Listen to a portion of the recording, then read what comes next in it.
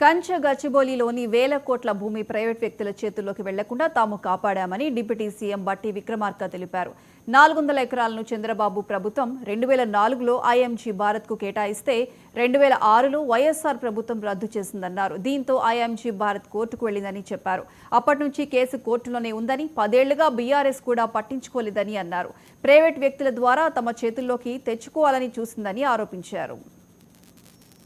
13/1/2024 వరకు ఈ 400 ఎకరాలు హైదరాబాద్ సెంట్రల్ యూనివర్సిటీతోనే.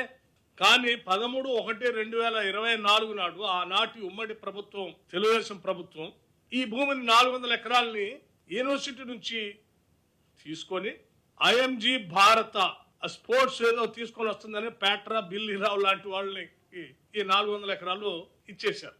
సరే, ఇది యూనివర్సిటీ ల్యాండ్ కదా, మరి మాకేంటి, మీరు అట్లిస్తే ఎట్లా అంటే, సరే ఆనాటి ప్రభుత్వం ఆ 400 ఎకరాలకి 397 ఎకరాలు 400 ఎకరాలకి ఎక్స్చేంజ్గా, బదలాయింపుగా ఆనాటి ప్రభుత్వం ఆనాటి పంచనామా పేపర్లు కూడా రికార్డు తీసుకుని వచ్చి చెప్తున్నారు. పాపం తెలియనటువంటి వాళ్ళు చాలామంది ఇది నిజమైన అనుకొని యూనివర్సిటీకి సంబంధించిన భూమిని రాష్ట్ర ప్రభుత్వం గుంజేసుకుందేమో, దానిపైన చేస్తుందేమో, లేకపోతే ప్లాటింగ్ చేసి అమ్ముకోవడానికి ప్రయత్నం చేస్తుంది అనుకున్నారు. కాదు, ఆనాటి ప్రభుత్వం సరే ఎక్స్చేంజ్లో ఆ ల్యాండ్ యూనివర్సిటీకి వస్తే యూనివర్సిటీ వాళ్ళు బాగానే ఉన్నారు, వాళ్ళ ల్యాండ్ వాళ్ళకి వచ్చింది. కానీ ఈ 400 ఎకరాలు ఎక్కడ పోయింది?